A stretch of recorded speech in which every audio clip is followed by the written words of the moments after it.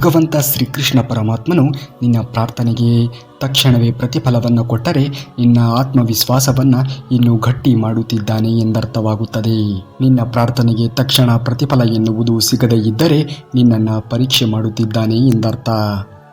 ನಿನ್ನ ಪ್ರಾರ್ಥನೆಗೆ ಯಾವತ್ತಿಗೂ ಕೂಡ ಪ್ರತಿಫಲ ಸಿಗದೇ ಇದ್ದರೆ ನಿನಗೆ ಮುಂದೆ ಭವಿಷ್ಯದಲ್ಲಿ ಅತ್ಯುತ್ತಮವಾಗಿರುವುದು ಯಾವುದು ಕಾಯುತ್ತಾ ಇದೆ ಎಂದು ಅರ್ಥವಾಗುತ್ತದೆ. ನಮ್ಮ ಬಳಿಯಲ್ಲಿ ಬಲವಿದೆ ಎಂದು ಅಹಂಕಾರವನ್ನು ಪಡಬಾರದು. ಏಕೆಂದರೆ ಕಲ್ಲು ನೀರಲ್ಲಿ ಬಿದ್ದಾಗಲೇ ಅದರ ಭಾರದಿಂದಲೇ ಅದು ಮುಳುಗಿ ಹೋಗುತ್ತದೆ. ಹಾಗಾಗಿ ಯಾರು ಜೀವನದಲ್ಲಿ ಅಹಂಕಾರವನ್ನು ಅಳವಡಿಸಿಕೊಂಡು ಜೀವನವನ್ನು ಮಾಡುತ್ತಾರೆಯೋ ಅವರು ತಮ್ಮ ಅಹಂಕಾರದಿಂದ ಅಂತ್ಯವನ್ನು ಕಾಣುತ್ತಾರೆ. ಒಂದು ದಿನ ಸತ್ಯ ಮತ್ತು ಸುಳ್ಳು ಕೆರೆಗೆ ಸ್ನಾನವನ್ನು ಮಾಡಲು ಹೋಗಿರುತ್ತಾರೆ. ಆಗ ಸುಳ್ಳು ಬೇಗನೆ ಸ್ನಾನವನ್ನು ಮಾಡಿ ಮೇಲೆ ಬಂದು ಸತ್ಯದ ಬಟ್ಟೆಯನ್ನು ಧರಿಸುತ್ತದೆ. ಆದರೆ ಸತ್ಯಕ್ಕೆ ಸುಳ್ಳಿನ ಬಟ್ಟೆಯನ್ನು ಧರಿಸುವುದು ಇಷ್ಟವಾಗಿರುವುದಿಲ್ಲ. ನೀನು ಇಲ್ಲಿ ಬದುಕಿನಲ್ಲಿ ಹುಲಿಯ ರೀತಿಯಲ್ಲಿ ಗರ್ಜನೆಯನ್ನು ಮಾಡಬೇಕು.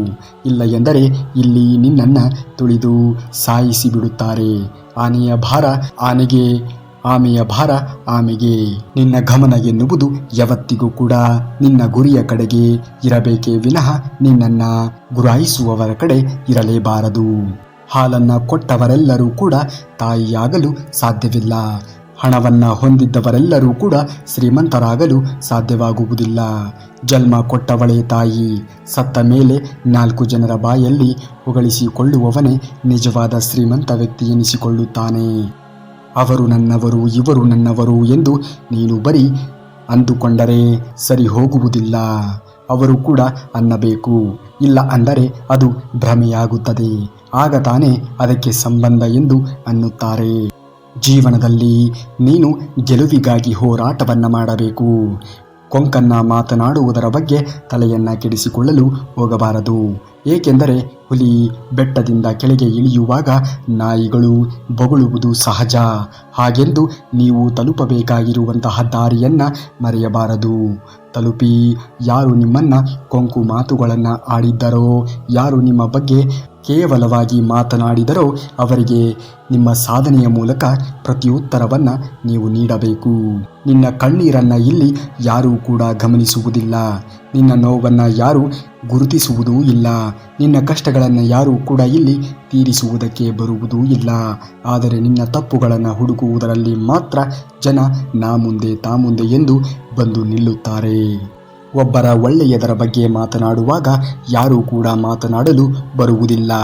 ಅದೇ ಒಬ್ಬರ ಕೆಟ್ಟ ಗುಣಗಳ ಬಗ್ಗೆ ನಾವು ಮಾತನಾಡಲು ಶುರು ಮಾಡಿದರೆ ನಂದು ಬಂದು ಇರಲಿ ಎಂದು ಎಲ್ಲರೂ ಕೂಡ ಮಾತನಾಡಲು ನಾ ಮುಂದೆ ತಾ ಮುಂದೆ ಎಂದು ಬರುತ್ತಾರೆ. ಜೀವನದಲ್ಲಿ ಏನೇ ಬಂದರೂ ಕೂಡ ಚಿಂತೆಯನ್ನು ಬಿಟ್ಟು ಬಿಡು. ನಿನ್ನ ಬದುಕಿನ ಬಂಡಿಯನ್ನು ನೀನೇ ಚಲಾಯಿಸಬೇಕು ಹೊರತು ಬೇರೆಯವರಿಗೆ ಆ ಒಂದು ಅವಕಾಶವನ್ನು ಕೊಡಲು ಹೋಗಬೇಡ. ನೋವಿನಿಂದ ಬದುಕಿದರೆ ಪರಿಮಳದಂತೆ ಸೂಸಿ ದಿನದ ಕೊನೆಗೆ ಬಾಡಿ ಹೋಗುತ್ತದೆ. ಅದೇ ಕಲ್ಲಿನಂತೆ ಬದುಕಿದರೆ ಮೂರ್ತಿಯಾಗುತ್ತದೆ. ಹಾಗಾಗಿ ನಾವು ಹೂವಿನಂತೆ ಬದುಕಬಾರದು, ಕಲ್ಲಿನಂತೆ ಗಟ್ಟಿಯಾಗಿ ಬದುಕುವುದನ್ನು ಕಲಿಯಬೇಕು. ಆ ರೀತಿ ಬದುಕುವುದನ್ನು ನಾವು ಕಲಿಯಲೇಬೇಕು. ನಮಗೆ ಸಾಧ್ಯ ಇಲ್ಲದಿರುವುದನ್ನು ನೀವು ಮಾಡದೆಯೇ ಇದ್ದರೂ ಪರವಾಗಿಲ್ಲ. ಆದರೆ ನಿಮಗೆ ಸಾಧ್ಯವಿರುವುದನ್ನು ನೀವು ಮಾಡದೆಯೇ ಇದ್ದರೆ ನಿಮ್ಮ ಬದುಕು ಎನ್ನುವುದು ದುರಂತವೇ ಸರಿ. ಜೀವನದಲ್ಲಿ ನೀವು ನೋವು ಅನುಭವಿಸದಿದ್ದರೆ ಸಾಹಸಿಯಾಗಲು ಸಾಧ್ಯವಿಲ್ಲ. ತಪ್ಪು ಮಾಡದೇ ಇದ್ದರೆ ಕಲಿಯುವುದಕ್ಕೆ ಸಾಧ್ಯವಾಗುವುದಿಲ್ಲ. ಸೋಲನ್ನು ಅನುಭವಿಸದೇ ಇದ್ದರೆ ನಿಮಗೆ ಗೆಲುವು ಎನ್ನುವುದು ಕಾಣಲು ಸಾಧ್ಯವಾಗುವುದಿಲ್ಲ. ನಿಮ್ಮ ಹಿನ್ನಡೆ ಕ್ಷಣಿಕ. ನಿಮ್ಮ ಪ್ರಯತ್ನ ಎನ್ನುವುದು ನಿರಂತರವಾಗಿರಲಿ. ನಿಮ್ಮ ಪ್ರಯತ್ನ ಎನ್ನುವುದೇ ನಿಮ್ಮನ್ನು ಸಾಧಕರನ್ನಾಗಿ ಮಾಡಬಲ್ಲದು. ಹಾಗಾಗಿ ನಿರಂತರವಾಗಿರುವಂತಹ ಪ್ರಯತ್ನವನ್ನು ಮೈಗೂಡಿಸಿಕೊಳ್ಳಿ. ನಾವು ಭೂಮಿಯಲ್ಲಿ ಏನನ್ನ ಬಿತ್ತದೆಯೇ ಏನನ್ನು ಕೂಡ ಪಡೆಯಲು ಸಾಧ್ಯವಿಲ್ಲ. ಊಟ ಮಾಡದೆಯೇ ಅನ್ನವನ್ನು ಪೂಜಿಸಿದರೆ ಹೊಟ್ಟೆ ತುಂಬುವುದಿಲ್ಲ. ಓದದೆಯೇ ಸರಸ್ವತಿ ಪೂಜೆಯನ್ನು ಮಾಡಿದರೆ ವಿದ್ಯೆ ಎನ್ನುವುದು ಬರುವುದಿಲ್ಲ. ಕಷ್ಟಪಡದೆಯೇ ಲಕ್ಷ್ಮಿಯನ್ನು ಪೂಜೆ ಮಾಡಿದರೆ ಸಂಪತ್ತು ಬರುವುದಿಲ್ಲ. ಕಾಯಕ ಮಾಡದೆಯೇ ಪ್ರಾರ್ಥನೆಯನ್ನು ಮಾಡಿದರೆ, ಪೂಜೆ ಮಾಡಿದರೆ ದೇವರು ಒಲಿಯುವುದಿಲ್ಲ. ನಾವು ಯಶಸ್ಸಿನ ಪದವನ್ನು ತಿಳಿಯುವುದಕ್ಕೆ ಈ ಜೀವನದಲ್ಲಿ ಏರಿಳಿತಗಳು ಬಹಳ ಮುಖ್ಯವಾಗುತ್ತದೆ. ಏಕೆಂದರೆ ECGಯಲ್ಲಿ ನೇರ ಗೆರೆಗಳು ಇಲ್ಲ ಎಂದರೆ ಜೀವ ಇಲ್ಲ ಎಂದೇ ಅರ್ಥವಾಗುತ್ತದೆ. ಮುಚ್ಚಿದಂತಹ ಬಾಯಿಯ ಮೀನು ಎಂದಿಗೂ ಕೂಡ ಗಾಳಕ್ಕೆ ಸಿಗುವುದಿಲ್ಲ. ಈ ಮಾತು ಬರೀ ಮೀನಿಗಷ್ಟೇ ಅನುಭವವಾಗುವುದಿಲ್ಲ, ಮನುಷ್ಯನಿಗೂ ಕೂಡ ಅನ್ವಯವಾಗುತ್ತದೆ. ಬಹುತೇಕ ಸಂದರ್ಭಗಳಲ್ಲಿ ಎಲ್ಲರೂ ಬಾಯಿ ಬಿಟ್ಟು ಕಷ್ಟಕ್ಕೆ ಸಿಲುಕುತ್ತಾರೆ. ಹಾಗಾಗಿ ನೀವು ಯಾರ ಬಳಿಯಲ್ಲಿ ಮಾತನಾಡುತ್ತಿದ್ದೇವೆ ಎನ್ನುವುದು ಅರಿವಿರಲಿ. ಟೀಕೆಗಳನ್ನು ಧನಾತ್ಮಕವಾಗಿಯೇ ಸ್ವೀಕರಿಸುವಂತಹ ಮನಸ್ಸು ಬೆಳೆಸಿಕೊಳ್ಳುವುದು ಯಶಸ್ಸಿನ ಬಹುದೊಡ್ಡ ಸೂತ್ರ. ಒಬ್ಬ ವ್ಯಕ್ತಿಯ ಬಗ್ಗೆ ನಾವು ಆಡುವಂತಹ ಮಾತು ಅವನ ವ್ಯಕ್ತಿತ್ವವನ್ನು ಬಯಲು ಮಾಡುವುದಕ್ಕಿಂತ ಹೆಚ್ಚಾಗಿ ನಮ್ಮ ವ್ಯಕ್ತಿತ್ವವನ್ನು ತೆರೆದಿಡುತ್ತದೆ. ಧ್ವನಿ ಬದಲಾದರೆ ಬದುಕೇ ಬದಲಾಗುತ್ತದೆ. ವಾದ ಮಾಡುವಾಗ ಎಚ್ಚರಿಸಬೇಕಾದದ್ದು ಧ್ವನಿಯನ್ನಲ್ಲ, ವಿಷಯದ ಸತ್ವವನ್ನು. ಪ್ರಕೃತಿಯ ಅಳಿಸುವುದು ಗುಡುಗಿನಿಂದಲ್ಲ, ಮಳೆಯಿಂದ. ಸುಳ್ಳು ಮತ್ತು ಐಷಾರಾಮಿಯ ಬದುಕನ್ನು ನಿಭಾಯಿಸುವುದು ಬರೀ ಕಷ್ಟ. ಸತ್ಯ ಮತ್ತು ಸರಳ ಬದುಕನ್ನು ಬದುಕುವುದು ತುಂಬಾ ಸುಲಭ. ಸುಳ್ಳಿನಿಂದ ಪಡೆದಂತಹ ಸ್ಥಾನ, ದರ್ಪದಿಂದ ಮಾನ, ಮೋಸದಿಂದ ಪಡೆದಂತಹ ಧನ ಯಾವತ್ತಿಗೂ ಕೂಡ ಶಾಶ್ವತವಲ್ಲ ಅನ್ನುವುದನ್ನು ಯಾವತ್ತೂ ನೀನು ಚೆನ್ನಾಗಿ ನೆನಪಿನಲ್ಲಿ ಇಟ್ಟುಕೊಳ್ಳಬೇಕು. ಯಾವ ವ್ಯಕ್ತಿ ನಿಮ್ಮನ್ನ ತೊರೆದು ಹೋಗುತ್ತಾನೆಯೋ ಅವನಿಗೆ ನಿನ್ನ ಬೆಲೆಯನ್ನ ನೀನು ತಿಳಿಸಬೇಕು ಎಂದಾದರೆ ಈ ಎರಡು ಕೆಲಸವನ್ನ ತಪ್ಪದೆಯೇ ಮಾಡು. ಅದೊಂದು ಮುಗಿದ ಅಧ್ಯಾಯ ಅಂತ ಮುಂದೆ ಸಾಗಬೇಕು. ಇಲ್ಲವೆಂದರೆ ಇಲ್ಲ ಸಲ್ಲದ ಆಲೋಚನೆಗಳನ್ನ ಜೀವನದಲ್ಲಿ ಅಳವಡಿಸಿಕೊಂಡು ಮತ್ತೆ ಚಟ್ಟಕ್ಕೆ ಏರುವಂತಹ ಸಂಭವ ಬಂದರೂ ಬರಬಹುದು. ಬಿಟ್ಟು ಹೋದವರನ್ನ ನೆನಪಿಸಿಕೊಂಡು ಯಾವತ್ತಿಗೂ ಕೂಡ ಚಿಂತೆಗೆ ಒಳಗಾಗಬಾರದು. ಬಿಟ್ಟು ಹೋದವರು ತಮ್ಮ ಯೋಗ್ಯತೆಯನ್ನು ತೋರಿಸಿದ್ದಾರೆ. ನಮ್ಮ ಯೋಗ್ಯತೆ ಏನು ಎನ್ನುವುದನ್ನು ನಾವು ನಮ್ಮ ಸಾಧನೆಯ ಮುಖಾಂತರ ತೋರಿಸಬೇಕು ಎನ್ನುವ ಛಲ ನಿನ್ನಲ್ಲಿರಲಿ. ಆಗುವುದೆಲ್ಲ ಖಂಡಿತವಾಗಿಯೂ ಒಳ್ಳೆಯದೇ ಆಗುತ್ತದೆ. ನಿಮಗೆ ಅವಮಾನವನ್ನ ಯಾರೇ ಮಾಡಲಿ, ಆದರೆ ನಿಮ್ಮಲ್ಲಿ ಸಾಧನೆ ಮಾಡುವಂತಹ ಹಠ, ಆ ಒಂದು ಗುಣ ನಿಮ್ಮಲ್ಲಿರಲಿ. ತುಳಿಯುವವರು ಎಷ್ಟೇ ಜನ ಇರಲಿ, ಬೆಳೆಯುವಂತಹ ಮನಸ್ಸು ನಿಮ್ಮಲ್ಲಿರಲಿ. ಒಂದು ಕಲ್ಲು ಶಿಲೆ ಆದರೆ ಕೈ ಮುಗಿದು ನಮಸ್ಕಾರವನ್ನು ಮಾಡುತ್ತಾರೆ. ಅದೇ ಕಲ್ಲು ಮೆಟ್ಟಿಲು ಆದರೆ ತುಳಿದು ಚಪ್ಪಲಿಯನ್ನ ಬಿಡುತ್ತಾರೆ. ನೀವು ಯಾವ ಕಲ್ಲು ಆಗುತ್ತೀರಾ ಎನ್ನುವುದು ನಿಮಗೆ ಬಿಟ್ಟಿದ್ದು. ನಿಮ್ಮ ಜೀವನವೂ ಕೂಡ ಹಾಗೆ. ಸಾಧಿಸಿ ತೋರಿಸಿದರೆ ನಮ್ಮವರು ಅನ್ನುತ್ತಾರೆ. ಒಂದು ವೇಳೆ ಸೋತಿರಿ ಎನ್ನುವುದಾದರೆ ಅವನ್ಯಾರು ನಮಗೆ ಗೊತ್ತೇ ಇಲ್ಲ ಎಂದು ಹೇಳುತ್ತಾರೆ. ಕೆಲವು ಜನರ ಮನಸ್ಸು ಶಾಂತಿಯಿಂದ ಬದುಕುತ್ತಾರೆ. ಇನ್ನು ಕೆಲವು ಜನರು ಬೇರೆಯವರ ಮನಸ್ಸನ್ನ ಒಡೆಯುತ್ತಾ ಬೇರೆಯವರ ಶಾಂತಿಯನ್ನ ಕದಡಿಸುತ್ತಾ ಬದುಕುತ್ತಾರೆ. ನಿಭಾಯಿಸಲು ಯೋಗ್ಯತೆ ಇಲ್ಲದೆ ಇರುವಂತಹ ವ್ಯಕ್ತಿಗೆ ಅಧಿಕಾರವಾಗಲಿ ಜವಾಬ್ದಾರಿಯೇ ಆಗಲಿ ಕೊಡಲು ಹೋಗಬಾರದು. ಒಂದು ವೇಳೆ ಕೊಟ್ಟರೆ ಲಾಭ ಇಲ್ಲ. ಏಕೆಂದರೆ ಬಂಗಾರವೇ ದೊಡ್ಡದು ಎಂದು ತಿಳಿದಂತಹ ಮೂರ್ಖರಿಗೆ ವಜ್ರದ ಬೆಲೆ ಗೊತ್ತೇ ಇರುವುದಿಲ್ಲ, ಕೊನೆಗೆ ಗೊತ್ತಾಗುವುದೂ ಇಲ್ಲ. ಜೀವನದಲ್ಲಿ ಯಾವಾಗಲೂ ಒಂದೇ ಸಲ ಅವಕಾಶ ಎನ್ನುವುದು ಸಿಗುವುದು. ಸರಿಯಾದ ರೀತಿಯಲ್ಲಿ ಆ ಒಂದು ಅವಕಾಶವನ್ನು ಬಳಸಿಕೊಂಡಾಗ ಮಾತ್ರ ನಾವು ಜೀವನದಲ್ಲಿ ಅತ್ಯುತ್ತಮವಾಗಿರುವುದನ್ನು ಸಾಧಿಸಲು ಸಾಧ್ಯವಾಗುವುದು. ಕೈಯೊಳಗಿನಿಂದ ಕೈಗೆ ಸಿಗಲಾರದೆ ಇರುವಂತಹ ನಾಳೆಗಳ ಚಿಂತೆಯನ್ನ ಬಿಟ್ಟು ಕಣ್ಣೆದುರಿಗೆ ಇರುವಂತಹ ಈ ಕ್ಷಣವನ್ನ ಬದುಕುವಂತಹ ಸೊಗಸು ನಿಮ್ಮದಾಗಲಿ. ಎಲ್ಲ ಗೊತ್ತಿದೆ ಎಂದು ಹೇಳಬಾರದು. ಗೊತ್ತಿದ್ದರೂ ಕೂಡ ಕೆಲವೊಮ್ಮೆ ಗೊತ್ತಿಲ್ಲ ಎನ್ನುವ ರೀತಿಯಲ್ಲಿ ಬದುಕಬೇಕಾಗುತ್ತದೆ.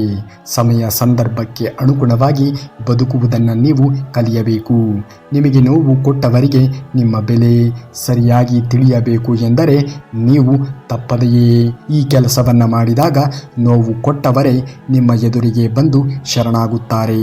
ನಿಮಗೆ ಇನ್ನೊಮ್ಮೆ ನೋವು ಕೊಡಲು ಅವರು ಹಿಂದೇಟನ್ನ ಹಾಕುತ್ತಾರೆ. ಯಾರ ಬಗ್ಗೆಯೂ ಕೂಡ ನೀನು ಯೋಚನೆಯನ್ನ ಮಾಡಲು ಹೋಗಬಾರದು. ನಿಮ್ಮ ಕೆಲಸಗಳನ್ನು ನೀವು ಮಾಡಬೇಕು. ಅವರು ಎಷ್ಟೇ ನೋವುಗಳನ್ನು ನಿಮಗೆ ಕೊಡಲು ಪ್ರಯತ್ನವನ್ನು ಪಟ್ಟರೂ ಕೂಡ ನೀವು ಮಾತ್ರ ಸದಾ ನಿಮ್ಮ ಕೆಲಸಗಳಲ್ಲಿ ಭಗ್ನರಾಗಿ ನಿಮ್ಮ ಗುರಿಯ ಕಡೆ ನೀವು ಗಮನವನ್ನು ಹರಿಸಬೇಕು.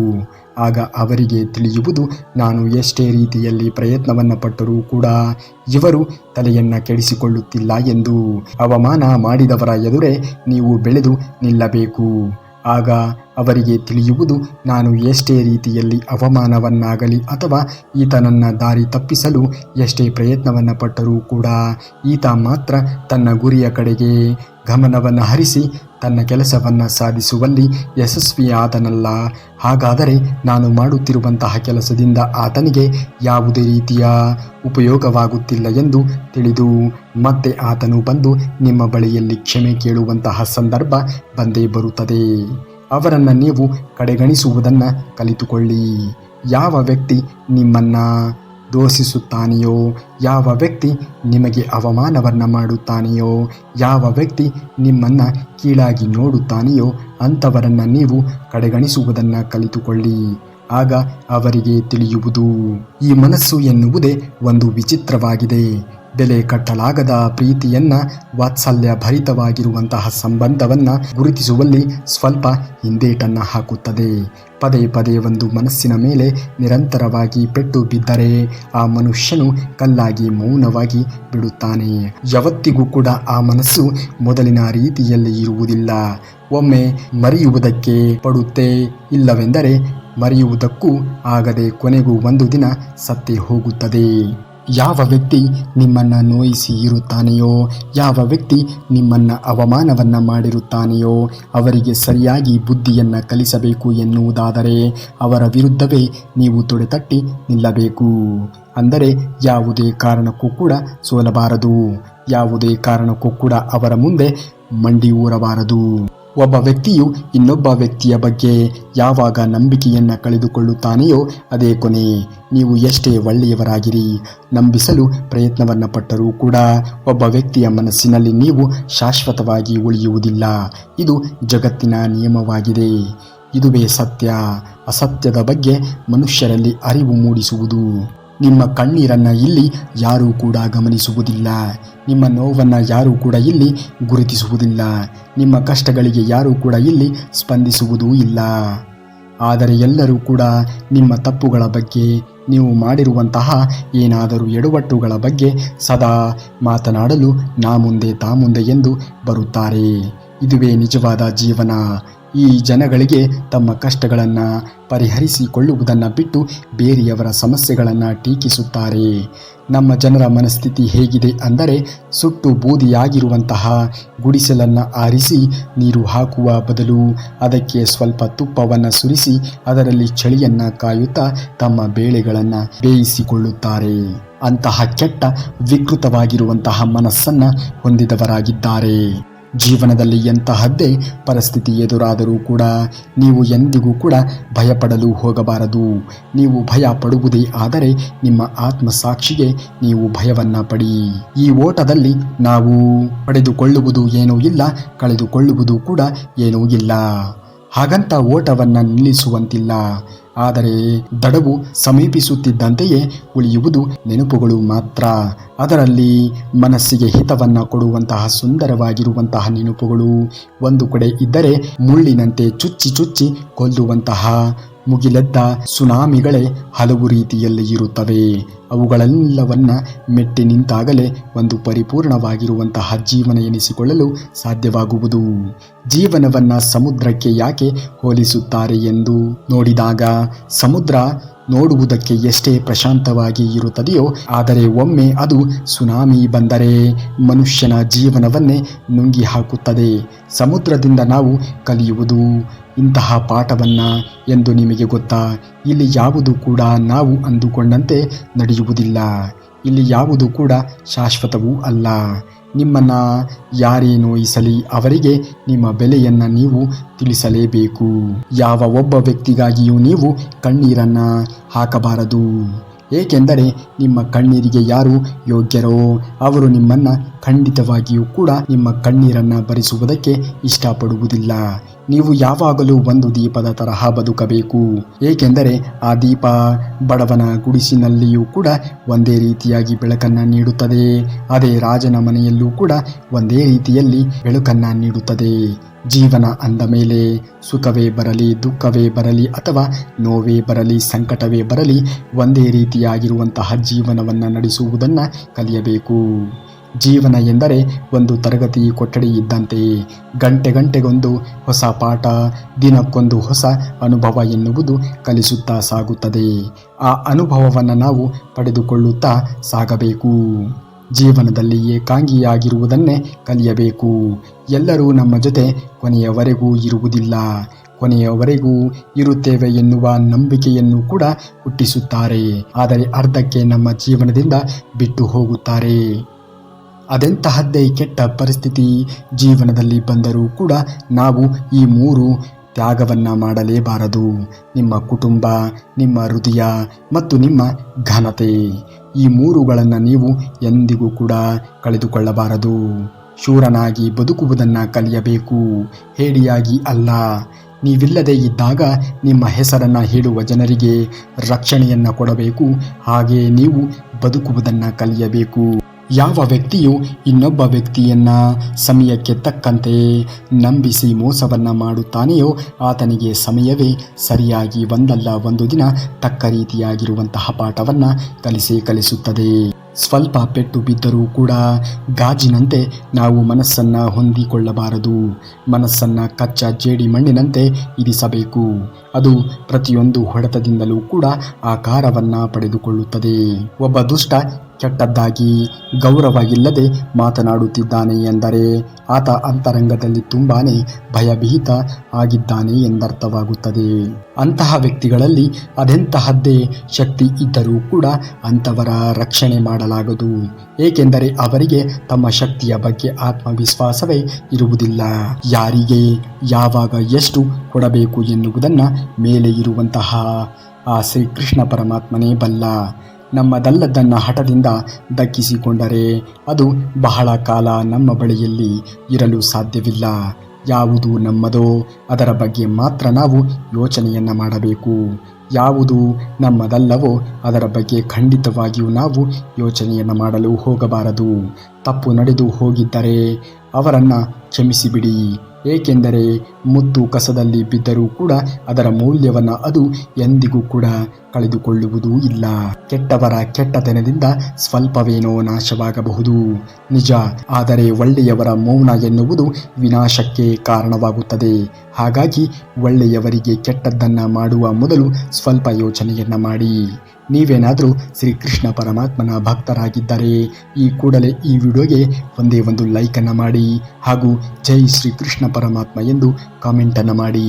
ಮುಂದಿನ ವಿಡಿಯೋದಲ್ಲಿ ಸಿಗುವವರೆಗೂ ಧನ್ಯವಾದ. ಕರುನಾಡಿಗೆ.